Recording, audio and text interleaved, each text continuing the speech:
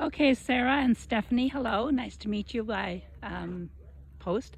This is the entrance to the ceremony lawn from the parking lot. This is how your guests would walk in. You can just disregard that little orange plop in the middle of the lawn. I'm not sure what it's there for. Something to do with the film shoot, I'm sure. And so this is the ceremony lawn. Most of our couples either choose to go straight out, have their chairs facing straight out to the ocean, or a lot of them just angle them toward that tree so that they have a background. Down in the background here, you can see that's the Terranea Resort, the nice one. And walking over is the view over our vineyard and the ocean. And on most days, you can see very clearly in the background Catalina Island, but today it's a little bit overcast, so not a very good view of that, but normally it is. Over behind this little garden here, there are two swings, really nice spot. They're under that big weeping willow tree. Very nice for photographs, and I'll take a picture over there afterwards. So here on the ceremony lawn, the normal time frame is Bright comes in around 9 o'clock in the morning, Bright Event Rentals. They set up the chairs here, and at the normal start time, it's a 6-hour event, so it's usually 3:30 ceremony time. Then after that, most couples, their parents and families stay for photographs here, and the guests will walk over through here to the reception area and the cocktail hour. The cocktail hour is usually over by the fireplace there in the background. Depending on the number of guests, if you're having one bar or two bars, you would normally have the bar set up just on this side of that little cherub there, and the guests walk around through this walkway here, pick up their drink, and then they're usually past hors d'oeuvres, but whatever you decide, over by the fireplace. So that normally starts around 4:15 and goes until about 5, and then the guests will come here to this area here for dinner and dancing. And the DJ will normally announce you in through those doors there. If you're going to have a dance floor, it would be placed here on in this area. And if you don't want to have a dance floor, most people dance on these stones, and you just form a dance floor with the tables and chairs. The DJ goes in kind of a normal spot for the DJ is that kind of round area over there, but the DJ can really be anywhere as long as their back is to that 10-foot wall there. So from there to there.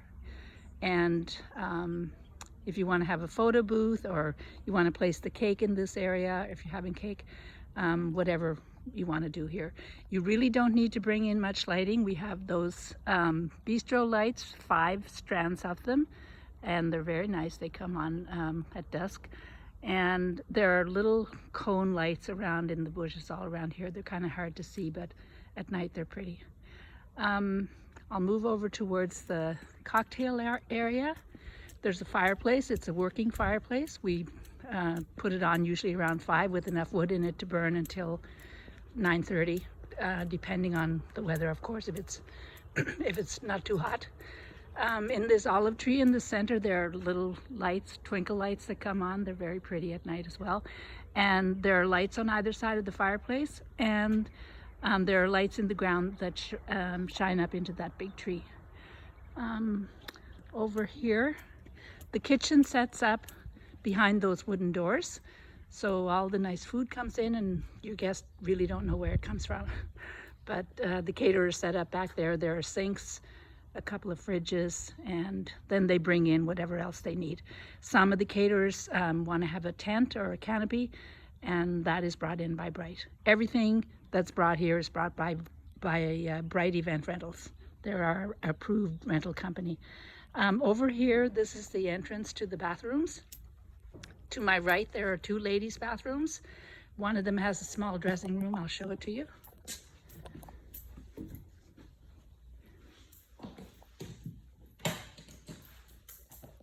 It has 3 full-length mirrors, a little sofa, and a place to hang your dress or whatever. It's just a nice little place for touch-ups, but most of our brides come here already dressed. It's too small to have a bunch of people do hair and makeup, for example. This is the one of the bathrooms. ladies' bathrooms. And the other one is right next door. It's exactly the same. It's just, it doesn't have this room with it. It's just the bathroom.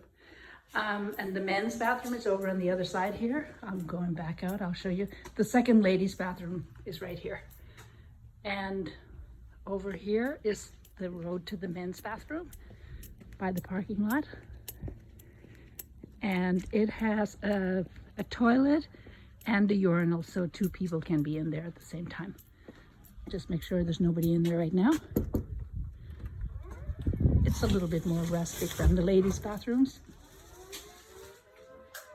But it has a urinal, an enclosed toilet, and the sink and mirrors and hand washing, etc. I think that's enough for the men's bathroom. Handicap parking is right here. There are actually 4 different spots. And if you had a larger group and needed to bring in extra toilets, they normally would go right here. But our maximum is 150, so with 4 actual toilet facilities, that covers the Department of Health requirements. We are expecting to have some construction on the property next year. The owner is planning to build a home here, way over on the other side, but should that permit get approved and construction start, there would be no construction on the day of your event, of course, but it's possible that there would be some grading, obvious or big machinery or whatever, but it would be behind green screen. I'm just going to stop right now until I get over to where the swings are, and I'll start this again.